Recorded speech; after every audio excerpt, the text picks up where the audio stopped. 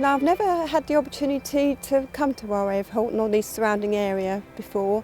When Rita died, I was deemed to be too young and my younger brother to attend the funeral and to come here for any passing out parade as well before Rita died.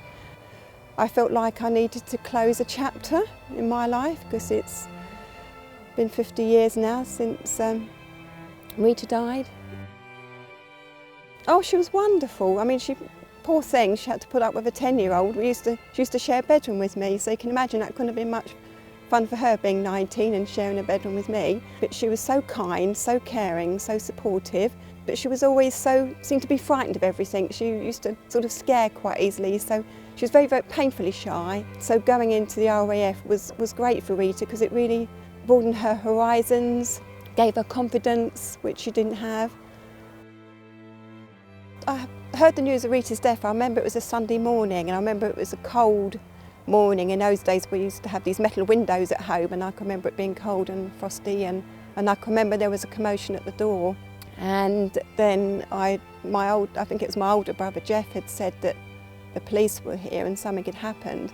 And I can just remember Mum crying and went on, seemed to go on for forever. And then the sad thing is my mum and Rita, because they were so close, that they were like sisters, so it devastated my mother. My mother's health never, she was ill from after Rita's death. It didn't really see her much for a few months. I had to grow up quite quickly.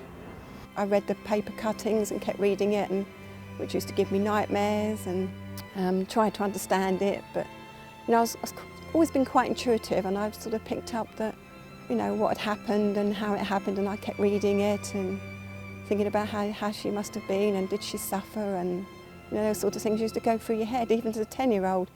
So it was quite a sort of a sad time. So it's not only Rita's death that's devastated, it's the whole family, I think, completely changed. More of the effect I had on my mother, really, who incidentally died on the same day that Rita died in 1994. So that was quite bizarre, really. It's almost like she was waiting for that day to be with her, especially.